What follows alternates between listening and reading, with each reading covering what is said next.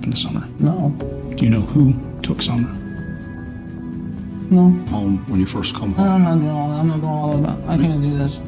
So listen, they're trying to help. They're trying to help. It's not helping me. They might. There's nothing more to remember. I go home. 10 minutes ago, the internet seemed to erupt all at once with one explosive claim that Summer Wells' mother, Candus Bly, has finally confessed. In real time, social media platforms lit up like wildfire. Within minutes, YouTube channels were going live, Facebook groups were reposting the same screenshots, and Twitter threads were filling with comments that all carried the same shocking headline: "The truth is finally out." The idea spread with terrifying speed. A single phrase in an interview, an emotional reaction on camera, a clip taken out of context. Suddenly, it wasn't just an interview anymore, it was being branded as the confession people had been waiting for since June 2021, the day 5-year-old Summer disappeared from her home in Hawkins County, Tennessee. People were quick to believe it. For many who have followed the case for years, every word Candus speaks is weighed, dissected, and debated. To them, this moment, this alleged confession, felt like the missing piece of the puzzle. Comment sections flooded instantly. She finally admitted it. "We knew it all along. Justice is coming." But here's where it gets complicated. No law enforcement agency has announced such a confession. There has been no press conference, no official statement, nothing new in the official record of this case. What we're witnessing isn't a legal breakthrough. It's a viral wave of perception built on the power of repetition. A headline is shared, it's reposted, it's quoted, and before long, it feels like fact. And that's what makes this so powerful. Across platforms, the claim looks the same: bold, shocking, final. Candus confessed. But when you trace it back, what people are actually sharing isn't a new revelation at all. It's old footage, old interviews, clips we've seen before, suddenly framed in a new way. For example, in one of her interviews, Candus insists, "I didn't do anything to my daughter." To many, that's a denial, a straightforward statement of innocence. But when replayed with ominous music, captions, and commentary, the very same sentence is now being called suspicious, even twisted into an admission. Online sleuths argue the way she said it, her tone, her pauses, her body language, all of it points not to innocence, but to guilt. So when you see the internet explode with a headline like this, what you're actually watching is a kind of trial by public opinion. A single phrase is taken, reinterpreted, and then repeated until it feels like a confession, even if the words themselves deny any wrongdoing. The result? Thousands of people are now convinced that Candus Bly has admitted something, when in reality, she has never once said the words people are claiming. But what did Candus Bly actually say? That's the question echoing across social media right now. In clip after clip, people are pointing to the same moments: a pause too long, a shaky voice, eyes looking away from the camera, and claiming it's all evidence of guilt.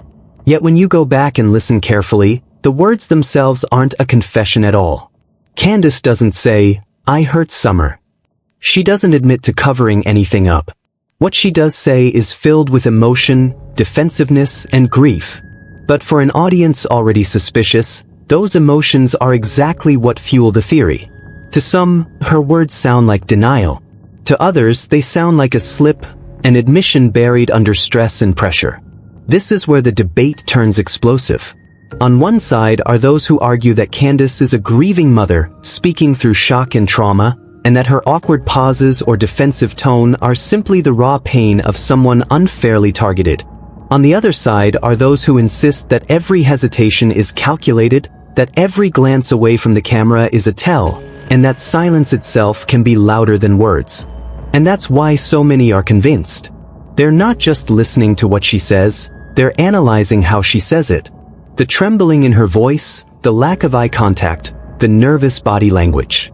To some viewers, these are the cracks in the mask, the signals of hidden guilt. Tonight, we're not just replaying those interviews, we're breaking them down. We'll look at the body language that has fueled countless YouTube breakdowns. We'll listen to the exact phrases that people are calling the confession.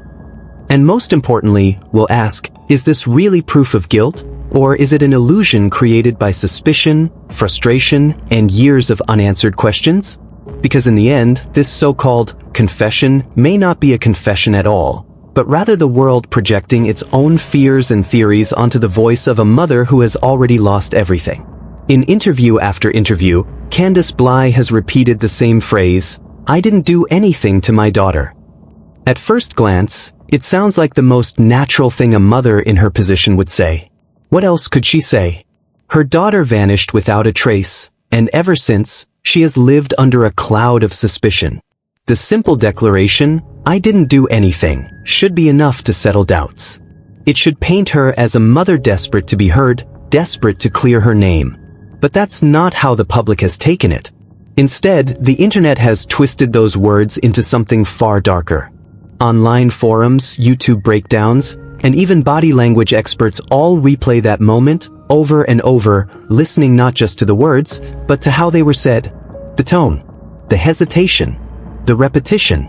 To many, it doesn't sound like a mother firmly denying involvement. It sounds like someone trying to convince herself. The more she says it, the less certain it seems. As if the words aren't meant for the cameras at all, but whispered reminders to ease her own conscience. And this is where the case takes on a dangerous life of its own. When facts are scarce, when a child disappears and investigators release little to the public, people turn to psychology, to interpretation, to gut feelings. They take every sigh, every pause, every choice of phrasing, and analyze it like evidence in a courtroom. Suddenly, a grieving mother's denial transforms into the very thing it was never meant to be, a supposed confession in disguise. Because here's the hard truth. In high-profile cases like this, denial doesn't always equal innocence in the court of public opinion. Sometimes, the very act of saying, "I didn't do it," becomes ammunition for the opposite belief. To her defenders, Candus is simply repeating herself because she feels cornered, because people won't stop pointing fingers.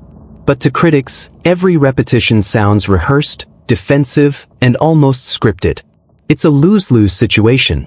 Stay silent, and people say you're hiding something.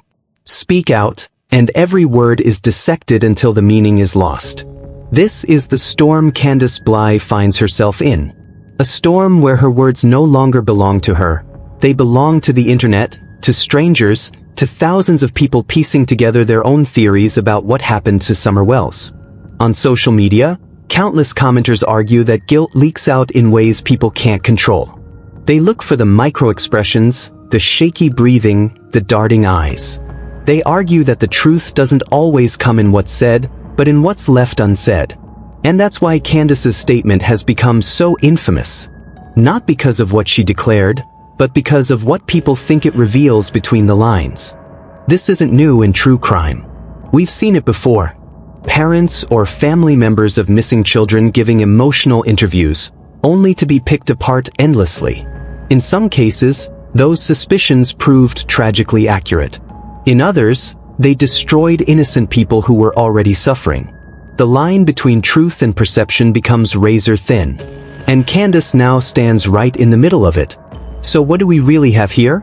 A mother loudly proclaiming her innocence? Or a guilty conscience slipping through the cracks? That's the haunting question her words leave behind. And it's why, years later, those same interviews are still played back, studied, and debated like pieces of unsolved evidence. Because in the mystery of Summer Wells, sometimes it feels like the words we do have are just as puzzling as the silence surrounding what really happened that day. Even experts have pointed to her tone, her downward glances, and the way her voice seems to break at the most critical moments. To the untrained eye, these might look like nothing more than the natural reactions of a mother under unimaginable pressure.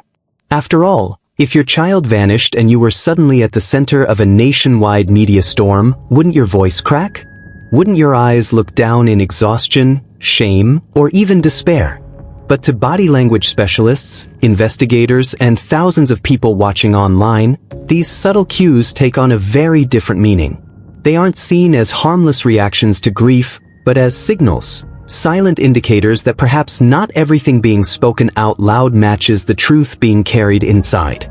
Psychologists have a word for this: leakage. It's the idea that when someone is holding back the truth, their body finds ways to betray them, often in tiny, almost invisible gestures. A twitch of the mouth, a break in tone, a refusal to look someone in the eye. To an analyst, these details speak volumes.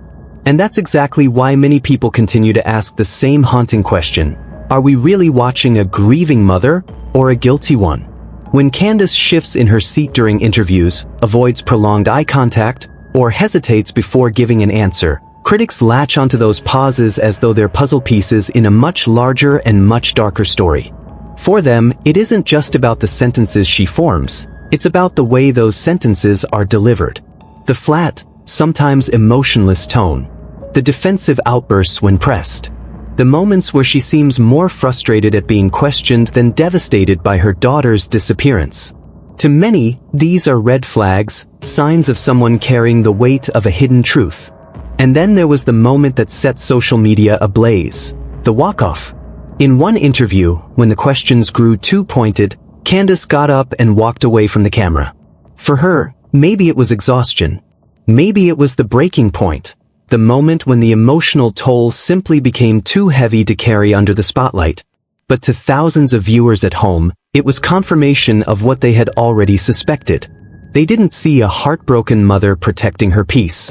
They saw someone slipping under the pressure, someone cracking, someone who might be hiding what really happened to Summer Wells. The internet magnified that moment instantly. Clip after clip circulated on YouTube, TikTok, and Facebook, with creators slowing down her movements, replaying her downward glances, and pointing out the exact second her body seemed to betray her words. To the public, her silence in those moments was louder than anything she had spoken.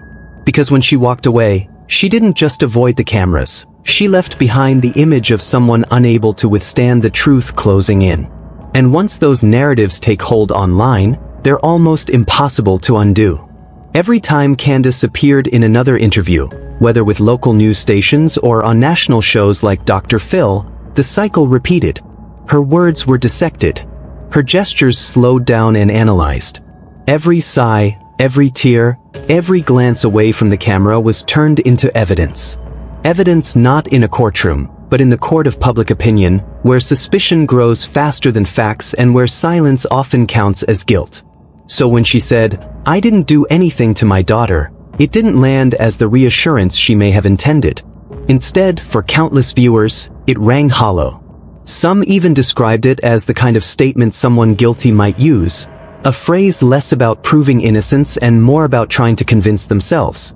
Online discussions spiraled into theories, with commenters claiming her tone was flat, her eyes avoided contact, and her body carried stress that no words could erase. Even those who tried to defend her faced backlash. Because for every person who sees a grieving mother caught in an impossible situation, there are dozens more who see hesitation, avoidance, and what they believe is guilt disguised as pain. And when she walked away from questions, that divide grew even deeper. Her defenders said, "She's had enough. No one can take that kind of pressure forever." But her critics doubled down. That's not exhaustion. That's someone who can't keep her story straight. In the end, it's moments like these that keep the case of Summer Wells alive in the public's imagination. Because without clear answers from law enforcement, without a confession or a suspect, people look for truth in the smallest of details. And when the world watches a mother's voice break, her eyes drop, or her feet carry her out of frame, the interpretation of those actions becomes almost as important as the words themselves. On that June afternoon in rural Tennessee, Candus Bly says it started as just another ordinary day. According to her account, little Summer Wells had been outside, barefoot as always, playing in the yard with her brothers and enjoying the freedom of the family's hilltop property. Then Candus says she told Summer to come inside. And here's where the story takes its most haunting turn. Candus has repeated in multiple interviews that Summer walked through the door of their home, went downstairs into the basement where her toys were kept, and began to play. Candus insists she watched her daughter head down those steps, never imagining it would be the last time she'd ever see her. Just minutes later, Candus says she called out for Summer. No answer. She says she checked the rooms, searched upstairs, then down again into the basement, but her little girl had vanished. According to Candus, what followed was a frantic scramble. She says she called her mother, searched around the property, and then called Don, Summer's father, before finally dialing 911. But to this day, the details of those crucial minutes remain shrouded in confusion, contradiction, and doubt. For some, this version of events seems straightforward. A child walked into her home and was gone. For others, it raises impossible questions.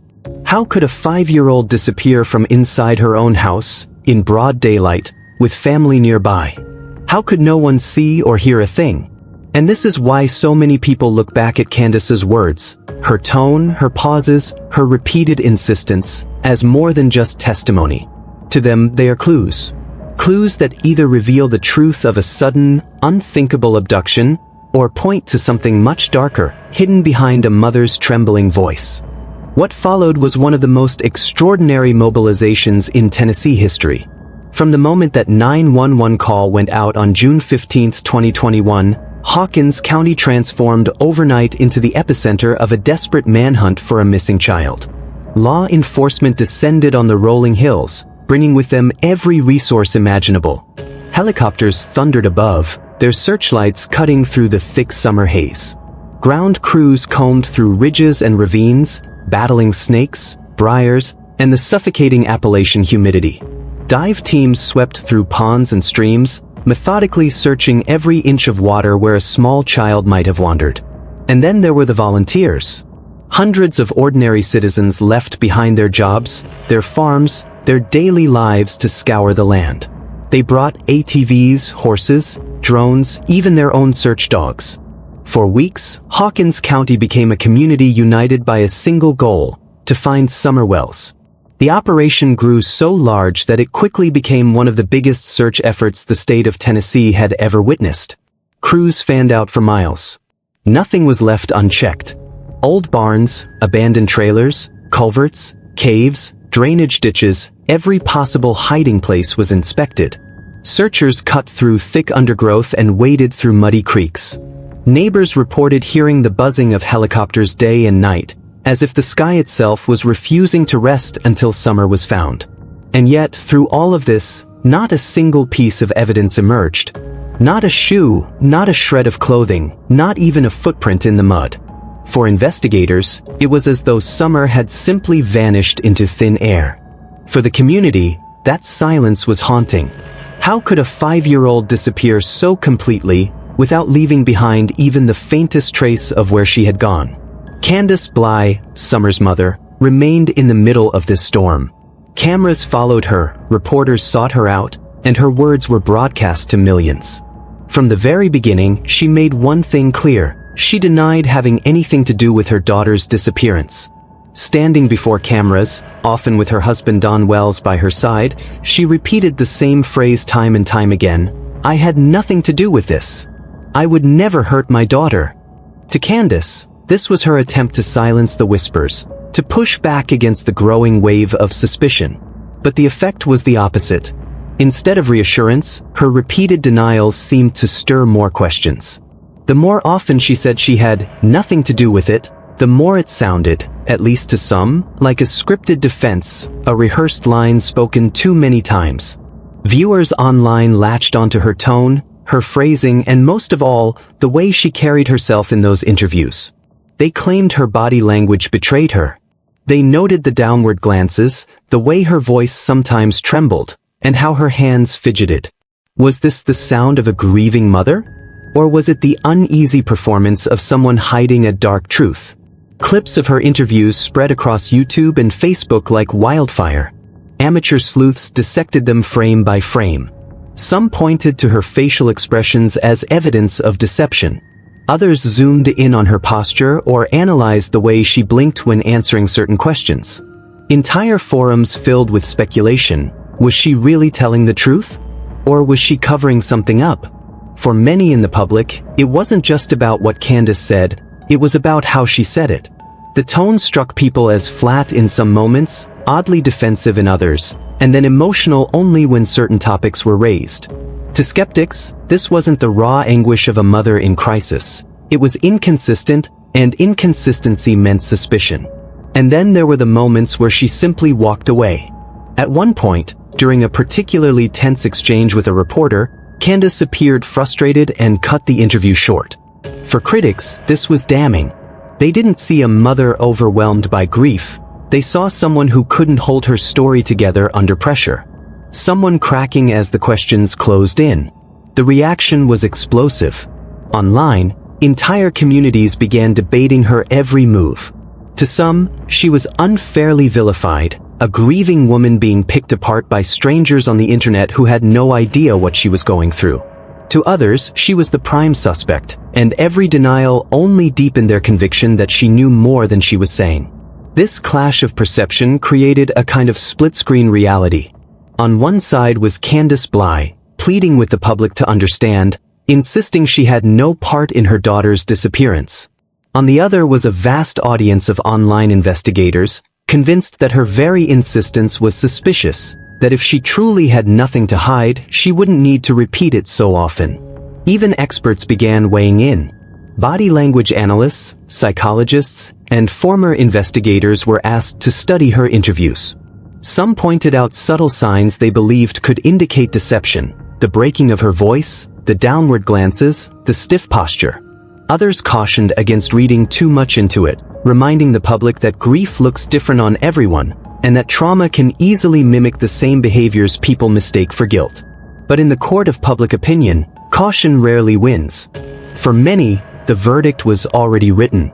They didn't see Candus Bly as a mother fighting for her daughter. They saw someone who might be fighting to keep a secret. And that suspicion only grew louder as the case dragged on with no answers. Every week that passed without a breakthrough was another week for rumors to spread, theories to take hold, and suspicions to deepen. Each time Candus spoke, hoping to clear her name, she seemed only to feed the fire further. Through it all, one haunting truth remained. While the public tore apart every word and gesture, Summer Wells was still missing. During a televised interview, the kind Candus Bly had reluctantly agreed to, the questions at first seemed routine. When did she last see Summer? What was she doing that day? How has life been since the disappearance? But as the minutes ticked by, the tone shifted. The reporter began pressing harder, asking for clarity, for specifics that Candus either didn't seem willing or able to provide. Her answers grew shorter. Her voice, once steady, now cracked under the weight of each word. She repeated the same familiar line, "I didn't do anything to my daughter." But the repetition, instead of convincing the public, had the opposite effect. To some viewers, it didn't sound like a declaration of innocence. It sounded like someone desperately trying to believe their own story. Then came the moment that would define the interview. As the reporter leaned in, pushing for a straight response, Candus's body language shifted. Her shoulders slumped, her gaze fell to the floor, and her lips tightened as though she was swallowing words she couldn't bring herself to say. She hesitated. She paused. And then, with cameras rolling and the nation watching, Candus stood up, turned her back, and walked away from the camera. For millions of viewers, that was the breaking point. Some saw a grieving, broken mother who had simply reached the limit of her emotional endurance. They said it was raw, human, and real, proof of a woman collapsing under unimaginable grief. But others saw something far more damning. They pointed to the timing, the way she avoided eye contact, the suddenness of her exit. To them, it wasn't a breakdown. It was a slip, a crack in the story. The moment when guilt showed itself, not in words, but in silence, in the act of walking away. Experts were quick to weigh in. On Dr. Phil's program, body language analysts dissected every second of the footage. They noted the downward glances, the shaky tone, the defensive posture. They explained how avoidance often signals discomfort, and how silence can sometimes reveal more than speech. Was it grief? Or was it guilt leaking through in the only way it could? And online, the reaction was explosive. Forums lit up with theories, YouTube channels replayed the clip in slow motion, and Facebook groups debated endlessly over what they had witnessed. Some declared it the closest thing to a confession Candus would ever give. Not a confession in words, but in body language. Others pushed back, warning that pain and guilt often look the same when seen through the unforgiving lens of suspicion. But one thing was certain, that moment, Candus walking away from the camera, became one of the most analyzed and debated pieces of footage in the entire Summer Wells case. On Dr. Phil, the atmosphere was nothing short of suffocating. The set, bright and clinical under television lights, offered nowhere to hide. Candus Bly sat in the center, her body language already telling a story before she spoke a single word. For millions watching at home, this wasn't just an interview, it was a cross-examination. The questions were direct, sometimes blunt, echoing the suspicions that had swirled online for months. Dr. Phil pressed her not only about the day Summer disappeared but also about the inconsistencies that had crept into her retelling. At first, Candus tried to hold her ground. She repeated her familiar phrase, "I had nothing to do with this," her voice slightly trembling. But in that studio, surrounded by experts trained to read microexpressions and stress indicators, every flicker of her face carried weight. Body language analysts dissected her demeanor in real time. They slowed down the footage, replaying it frame by frame, drawing attention to subtle details many would have missed. The downward glances whenever Summer's name was spoken, the way her breathing quickened when asked to recall the timeline, the nervous tapping of her fingers on her leg, almost as if she was desperate to channel the tension somewhere, anywhere. To the untrained eye, these might have been dismissed as nerves. But under the microscope of televised scrutiny, they became evidence. Experts pointed out hesitation where certainty should have been, silence where outrage might have cleared the air. When asked about Summer's last known moments, the trip to the basement, the toys, the sudden disappearance, Candus's voice faltered. She looked down, away from her interviewers, as if searching for words that wouldn't come. To analysts, this wasn't just grief.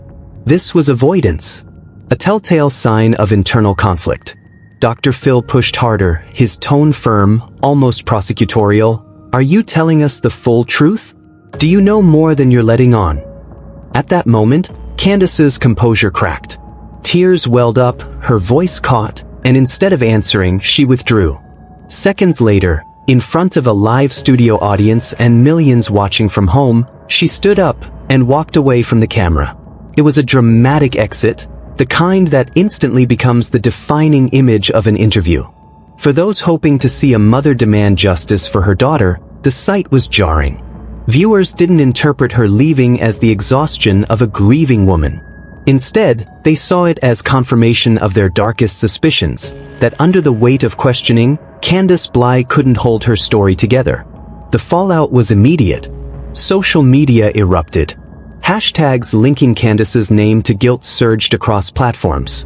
Clips of her walking off set went viral, replayed and reanalyzed by armchair detectives who paused and rewound every frame as though searching for a confession hidden between her movements.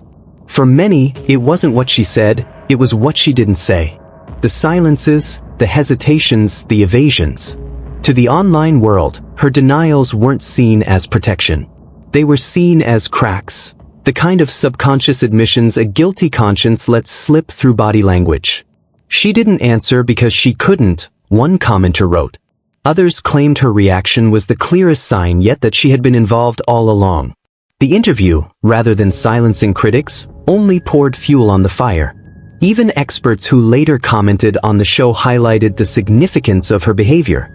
They pointed to clusters of stress responses, moments where multiple red flags appeared together. Her eyes darting away, her lips tightening, her shoulders stiffening, her answers delayed. Each of these, taken alone, could be explained as nerves.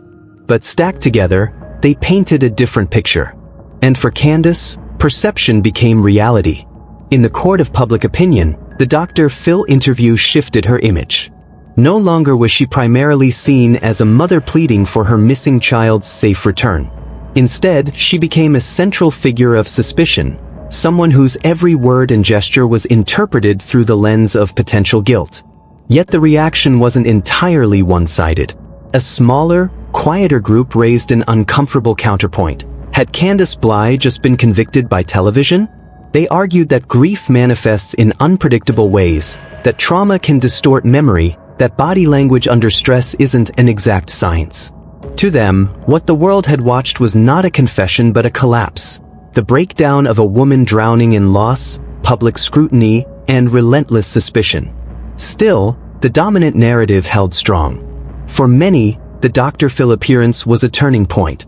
It transformed Candus from a grieving mother into a figure to be interrogated, doubted, and dissected.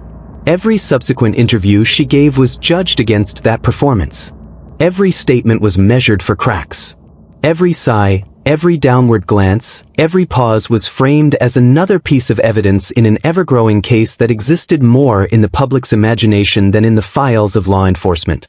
And therein lies the paradox. The very act of trying to clear her name only deepened the suspicion. The harder Candus defended herself, the more people believed she had something to hide. Her tears weren't seen as grief but as guilt. Her denials weren't taken as truth but as rehearsed lines. Her silence wasn't read as exhaustion but as evasion. By the time the episode faded from headlines, one truth remained undeniable. The Dr. Phil interview didn't bring Candus sympathy. It brought judgment. And to this day, that televised moment, her hesitations, her tears, her dramatic exit, remains one of the most hotly debated pieces of the Summer Wells case. And that's the dangerous thing about cases like Summer Wells. When official answers don't come, the public creates its own. And those stories, born from frustration, fear, and grief, often take on a life of their own. They ripple across social media, through message boards, Facebook groups, YouTube channels, even living room conversations among neighbors. And once they spread, they're nearly impossible to contain. In Hawkins County, Tennessee, that storm of speculation has been raging since June 15, 2021. For 3 years, Candus Bly, Summer's mother, has been at the center of it. Every word she speaks, every time she cries on camera, even the moments when she chooses not to speak at all, they've all been dissected, replayed, slowed down, and analyzed like crime scene evidence. To many people, she isn't just the grieving mother of a missing child. She is the prime suspect, whether law enforcement says so or not. Her repeated denials, "I had nothing to do with this. I didn't hurt my daughter," should have been words of reassurance. But for some they weren't. Instead, they sounded like rehearsed lines. Like something said too many times, in too many interviews, to be completely genuine. Online sleuths argue that real innocence doesn't need constant reminders. And so the more she said it, the more guilty she appeared. But then, there's another side. A quieter, less angry group who sees something very different. They see a woman who has lost her daughter, and then, almost overnight, lost her entire sense of privacy, trust, and community. They argue that grief doesn't look the same for everyone. That no one can tell a mother how to react when her 5-year-old vanishes without a trace. Some parents collapse. Some go numb. Some lash out. And some, like Candus, shut down when the spotlight becomes too bright. And that's the split. Two versions of Candus Bly exist in the public imagination. In one version, she's a guilty mother whose actions finally caught up with her. In the other, she's an ordinary woman trapped inside an extraordinary nightmare, condemned by strangers who have never once stood in her shoes. The media hasn't helped. Each appearance on national television only poured gasoline on the fire. When Candus walked out of a live interview, it wasn't seen as grief. It was seen as guilt. When she broke down on Dr. Phil, the hosts and analysts replayed her tears frame by frame, circling her body language, pointing to hesitation, avoidance, and stress as red flags. To millions of viewers, those weren't denials at all. They were confessions in disguise, the kind a guilty person makes when the truth becomes too heavy to carry. And yet, what if those moments were exactly what they looked like? Not strategy, not deception, but raw, unfiltered pain? That's the danger of absence. When answers don't come from investigators, the void is filled with interpretation. When police won't or can't share what they know, the burden shifts to the public, and the public isn't gentle. It isn't always fair. It looks for villains because a story without a villain is too unbearable to process. And in Summer's case, the person in that role became her own mother. But here's the only undeniable truth. Summer Wells is still missing. For all the debates, for all the interviews, for all the accusations. A 5-year-old girl vanished from her home in rural Tennessee, and 3 years later, she has not been found. No arrests, no closure, just questions. So what are we really looking at? A guilty mother, hiding the truth in plain sight? Or a grieving parent, broken by a tragedy and condemned by the court of public opinion? Until Summer is found, suspicion will remain. And maybe that's the hardest part. Because for all of us watching, it feels like every theory has been exhausted, every angle has been examined, and still, we're left staring at the same missing poster. The same little girl's face. The same haunting question. Where is Summer Wells? So, is this really a confession? Or is it something far more complicated? A mother breaking down under the unbearable weight of the world? Every word she speaks, every hesitation, every tear, every sigh carries a story. But whose story is it? Ours? Hers? Or the one the public has already written for her? Because when a child goes missing and the answers are nowhere to be found, the world rushes in to fill the gaps. And those gaps are often filled with judgment, assumption, and fear. What do you hear in her voice? The trembling syllables, the repeated denials, the frustration at the cameras, are they the voice of innocence, pleading to be understood, pleading for people to believe her? Or are they the carefully measured tones of someone hiding a truth too heavy to share, too dangerous to reveal? Every shift in tone, every crack in her voice, every downward glance has been replayed, dissected, and debated millions of times online. To some, her words are proof of innocence. To others, they are a confession in disguise, a subtle admission her mind cannot conceal, even as her lips insist otherwise. And then there's the silence. Those long pauses. The moments when she looks away. The times she simply walks out of frame. Those silences speak louder than any statement. They leave space for the mind to wander, for suspicion to creep in, for theories and accusations to take hold. Is it grief? Is it guilt? Or perhaps it is both, tangled together in a knot that no one outside her experience can untangle. Because the cruel reality is this: no matter how carefully we listen, we still don't know. And that is what makes it so haunting. For years, the world has watched Candus Bly, analyzing her every word, scrutinizing her every gesture, dissecting her expressions frame by frame. Social media forums have exploded with opinion. YouTube channels have replayed clips hundreds of times, slowing them down to read her eyes, her lips, her hands, her posture. To some, every movement is proof. To others, it is merely the visible anguish of a mother trapped in a nightmare she cannot escape. And yet, the one thing that truly matters remains absent: Summer Wells. That little girl is still missing. And in that absence, our minds reach for answers that don't exist. We grasp at meaning in gestures, tones, and silences, because without answers, speculation becomes reality. We ask ourselves, is Candus Bly innocent? Is she guilty? And perhaps most importantly, what is the line between human grief and human guilt? Because grief can look like anger. Anger can look like defensiveness. Defensiveness can look like guilt. And the public sees what it wants to see, often overlooking the subtle nuances of human emotion in favor of simple explanations. So, we are left with a question that refuses to fade. When Candus speaks, when she pauses, when she cries, when she leaves a room without an answer, are we hearing the voice of innocence? Or are we hearing the silence of someone still hiding what really happened to Summer Wells? And until that silence is broken, until concrete answers emerge, the story remains suspended between two impossible truths: the grief of a mother, the suspicion of a world, the absence of a little girl.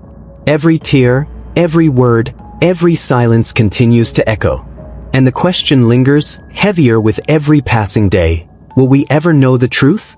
Or will the world be left only with fragments, guesses, and the haunting echoes of a missing child whose voice can no longer speak for herself? Because at the heart of it all, beyond the speculation, beyond the theories, beyond the analysis and debate, there is one undeniable fact: Summer Wells is still gone. And until she is found, every word, every pause, every silent glance carries with it the unbearable weight of unanswered questions.